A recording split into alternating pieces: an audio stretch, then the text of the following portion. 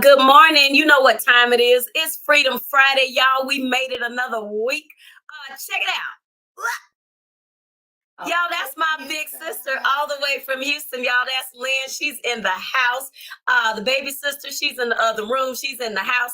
Do me a favor, y'all, and say good morning to my sisters. Yes.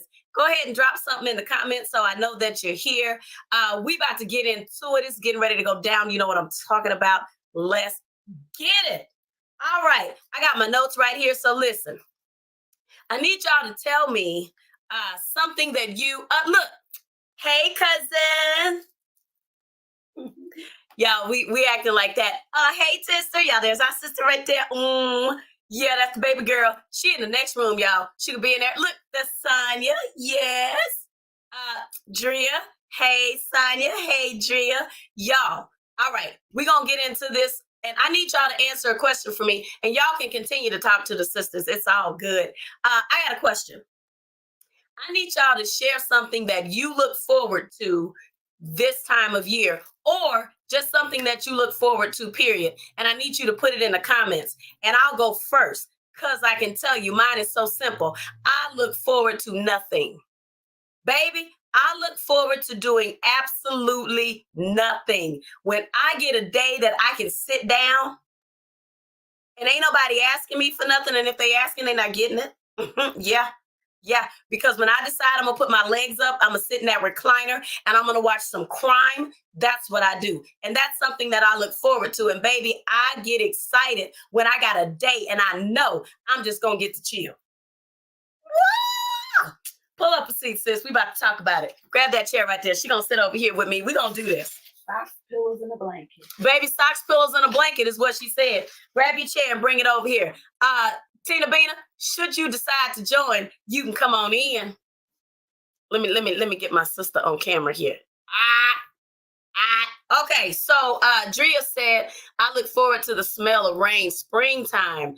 Y'all, that's why that. Tina is in the other room chilling. Now she can come in here and be on camera whenever she get ready, y'all. You know she can. Hey, y'all. Okay, I like spring too, but let me just be 100. I got allergies. Okay. And the sister be in there itching, eyeballs be twitching and carrying on, face be swollen. I be looking sideways, other ways, and all kinds of ways. But I do like spring, but I really like summer. I'd rather take the heat over anything. Because it's cold here, ain't it? It's cold. It's cold. Yeah, not a fan. But listen, everybody has something that they look forward to. Hey, shady birthday girl. Hearing the birds, my birthday, and rest. You know what? I like hearing the birds, and don't think I'm tripping, but I especially like to hear it when it's frying in grease. Chicken, yeah, that's the bird I like. The rest of them, they cool in the gang, but I like bird. I'm a wing person. Anyway, so today's topic, y'all, is one word, 11 letters, one word. And I'm asking you, what do you look forward to? Because when you look forward to something, Shani, you have to have an expectation. One word today, and that's today's topic, is expectation. So this morning I had a doctor's appointment just to checking on the ticker to make sure she tickety tick tick, you know what I'm saying? And while I was sitting there, this came to me, and so I grabbed my phone and I started getting my notes together because I needed to put it down. Hey, Cheryl, I needed to put it down on paper. So I started typing in my little note section about expectation. And I know that y'all know all about it, but listen, let me just share. And I think I did, let me look at my notes. I think I have 6, maybe 7 things, sharing observations about expectation. About when you're expecting God to do something, you have to have an expectation. When you want something from God, what do you look like saying, well, I want it, but I don't expect that he ain't gonna ever do that? Child, you gotta have an expectation. So I have some things I want to share with you about receiving what you are expecting. Number one, position. So I was sitting in the doctor's office with my face to the door, right? And not the door of people coming in and out. Because see, that door, that don't interest me. I was facing the door where they come to get me. So position is everything. You have to be in position for whatever it is that you are expecting from God. And your position lets God know that you expect him to move. Let me make it plain to you. If you are in the parking lot bullcorning and playing around, then you didn't come to see the doctor. Okay. If you outside doing whatever and you got an appointment at 8:30 and it's 8:30 and you out somewhere else doing something else, you didn't expect them to call you, baby. So you have to be in position when you have an expectation. So I was facing the door because I was expecting something. Your position matters. Where you are determines the expectation and determines your entrance to getting what you asked for. So keep your eyes on the door. If there's a door and you're saying, God, I need you to open this door, baby, keep your eyes on the door. Let me give you number two, distractions. Distractions will get in the way of your expectations every time. Let me tell you the distractions that come, the in and out. Once again, I wasn't watching the door to see who came in and out. I'm not concerned with what other people are doing. We can't be, hey, T.O., we can't be tripping about who's in and who's out, and now this person came in and now we listening and paying attention, but we've taken our eyes off of the door. You can't do that. You get distracted from your door. When you are worried about what other people are doing, my cousin Tio, y'all, she's an author. Y'all need to go check her out. Go head over there. The girl is writing books. She's wrecking the place. But here's the deal. When God opens a door for Tio, let me tell you what I do in Denver. I get my shout on. I get excited for her because what I understand is that door is her door. But baby, God has a door that's my door. So I don't have to worry about who comes in and out. It doesn't matter who goes first because the bottom line is, baby, that door is still my door. Baby, you got to watch for your own door to open. So don't get worried about who even goes first. It does not matter. Stay focused on what you ask God for. Because here's the deal. Your door is not their door. Anytime, cousin, I got you, girl. And though you may take a similar path with people, you're not arriving at the same destination. Because God is bad like that. He can take us all down the same road and still land us somewhere different. So that tells me that what's on the other side of that door is just for me. Baby, what God has for you is just for you. So don't sweat who goes first. Don't sweat the in and out. Even when people go through a door and come right back out, baby, that ain't got nothing to do with me because that ain't my door. You hear me? All right. Let me tell you something else about the door. Baby, them going in and out don't block my entrance. Baby, that don't change nothing for me. They can't block my door, baby. And even if the people that come in didn't come in to receive something, they didn't come in. Now y'all know who I'm talking about.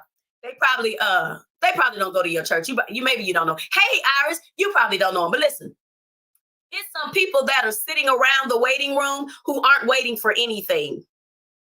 Baby, they're not waiting for anything. They have no expectation. Some of them don't even know what's happening in the waiting room. But baby, when you have an expectation and you are waiting on God, honey, you're going to get what you came in there for when you have an expectation. So I don't have to worry about folks trying to block my door because some of them came in just so they can stand in front of my door. But baby, you can't block my door because that's my door. Yeah, God ain't going to let it happen. Let me get to this next little piece right here. What's behind the door for them? This is important. What's behind the door for them is not what's behind the door for me. So it doesn't make any difference about who goes in and out because what's on the other side of that is waiting for me. Baby, let me get you to number 4. It's got my name on it. This phone is acting up because I done told folks, don't be bothering me. Don't do that. See how folks be trying to mess with your door? So I just hit focus. Do not disturb, because baby, I'm focused on my door. Let me get you to number 4. When people are going in and out, they may be going in to get heart surgery, and God is saying to you, Iris, I just need you to get a quick checkup. And baby, once you get a checkup, you're gonna be ready for what I got for you. So don't worry about what happens on the other side. But let me get you to this part. Expectation has a name on it. And more importantly, it has your name on it when you are the one expecting. So when I'm sitting in there, it can be 40 people in the waiting room, baby, but at some point they're going to say, Delon, and I'm going to answer. Now, here's what happens when they call my name. Something in me responds to the call of my name. Not just my mouth. I don't just say, oh, that's me. I don't say, oh, good morning. But I begin to do something when my name is called. Y'all, what do? You start to pack up. Honey, when you see that door swing open, you done already got your phone in your hand. You done got your purse on your shoulder. But baby, when they say your name, you done rose to the occasion. You done got out of your seat. Y'all know I'm country. I'm going to say you done probably the same time. So y'all just work with it. But anyway, here's the deal. I'm going to respond when my name is called because I have an expectation. I'm not going to sit around the room, lay it all back and not ready. Baby, when I hear my name, honey, in the words of Aretha Franklin, I'm a jump to it. You feel me? Yeah. So that's what happens when God has a blessing for you. You have to be ready to walk into your blessing. Get your things together, y'all. We're going into the blessing. Let me get to number 5. And I'm not going to be before y'all long because as y'all see, my girls are in town and we got stuff to do. But listen, let me get to when the door opens. Y'all, we're really excited about God opening doors. But what do you do when the door is open? What happens when God opens doors? Let me tell y'all what happened to me today. This is my least favorite part of going to the doctor. Would you mind getting on the scale so we can get your weight? Yeah, man. I does. Yeah. Oh, you want it anyway? Okay, fine. So then you got to get on the scale and check your weight. Now, y'all, I'm sitting in the office today like, well, God, make that make sense to me. Why is that okay? And God told me like this, what you take with you and who you take with you can affect what God has for you. Baby, check the weight at the door. You feel me? When it's time for God to move, baby, you got to see who's hanging on that shouldn't be hanging on. Who's trying to slip in the door behind you when their name wasn't called. Baby, who's trying to go where God is taking you? And it's not a selfish thing because God has something for them too. We just have to understand that everybody's appointment is different. Baby, we can all be in the room at the same time, but everybody's appointment is different. So then I got to figure out what's my weight. Like, what am I taking in there? What's going on in here? Because what I take in there makes it harder for me to receive what God has on the other side of the door. And it makes it harder for me to do what God wants me to do when I get on the other side of the door. See, sometimes we get the door and then we stop doing. I'm going to tell y'all a secret. And baby, you can turn this off whenever you get good and ready. That ain't him. That's all I'm going to say about that. That ain't him. We get it and then we don't want to do nothing, baby. That ain't him.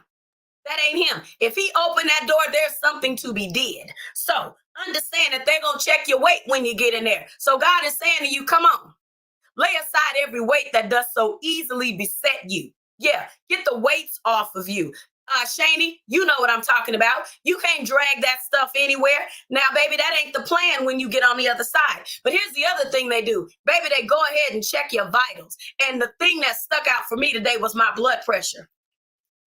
I said, all right, what does that mean? Here's the deal. Your blood pressure will tell the story if you can handle what's on the other side of the door. Baby, if your blood pressure is out of control and all up in the air, they about to change what you're doing next because you thought you was going in for one thing and now you got to do something different because your pressure is up. Baby, don't let folks get your pressure up, especially after God has opened a door for you.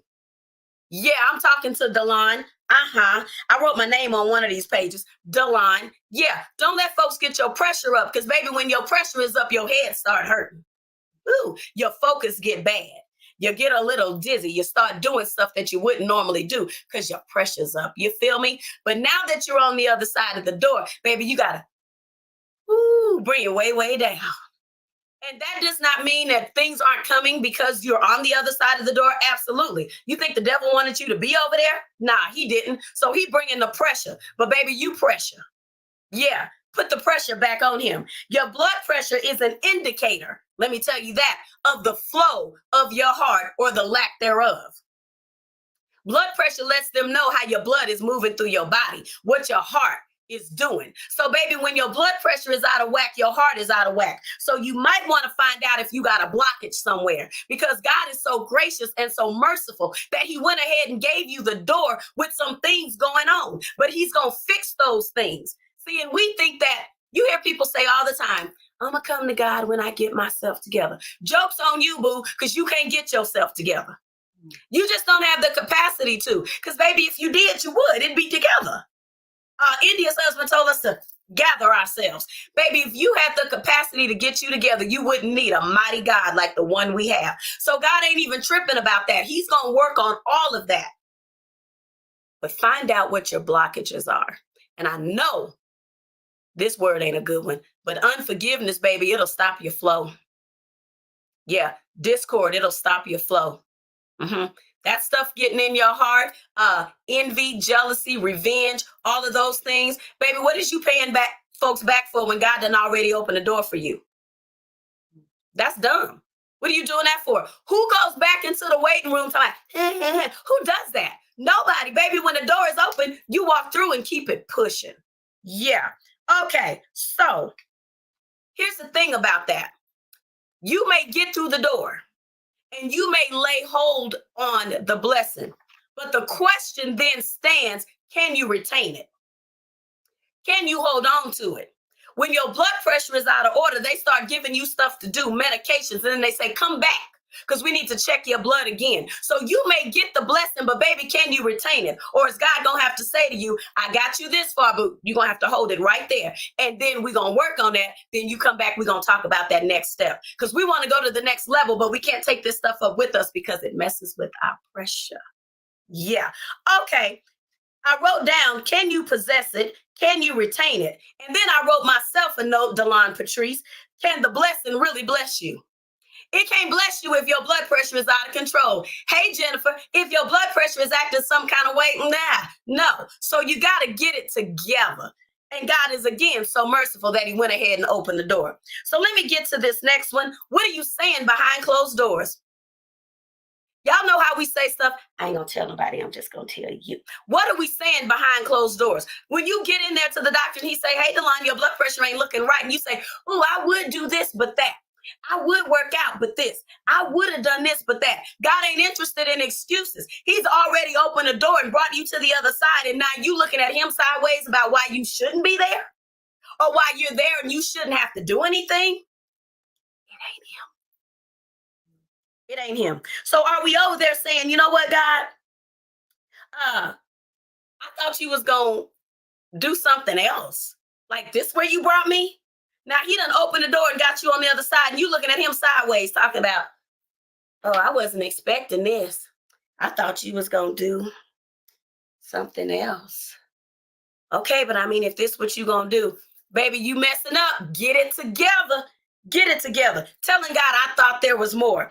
Let me give you this last piece because this piece right here made my day. Oh, wait, I had a piece that I wanted to tell y'all something funny about. Hold on.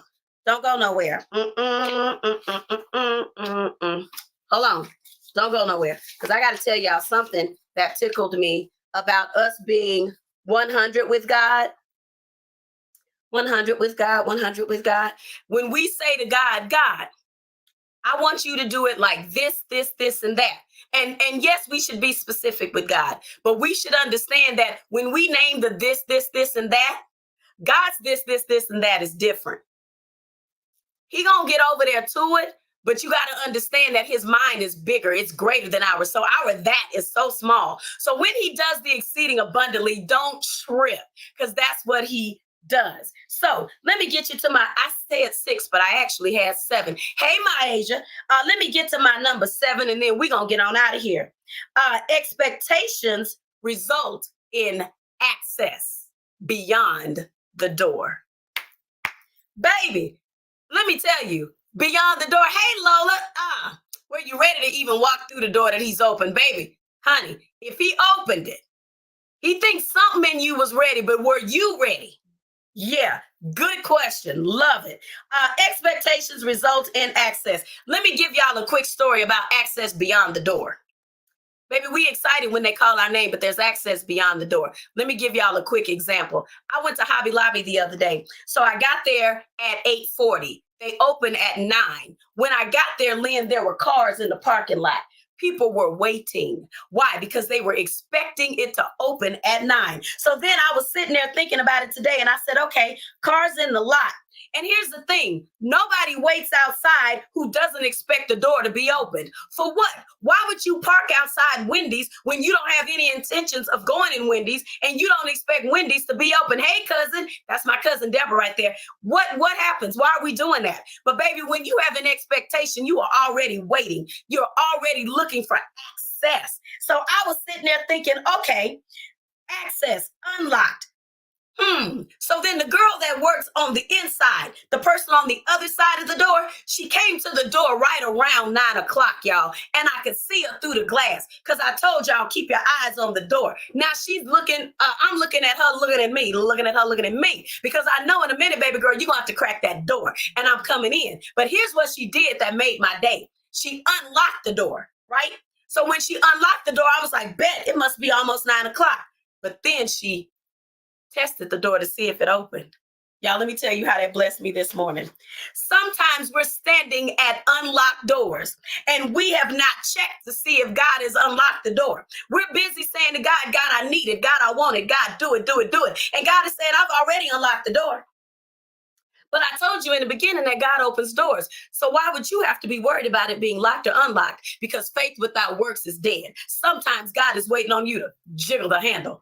Wow! I said, okay, God, hold my headband. What you said? Yeah, jiggle the handle. Baby, don't be scared to walk up to your door. You know that's your door. Go ahead and jiggle the handle. Baby, when the girl unlocked it, she unlocked it, then she checked it to make sure that there was access beyond the door.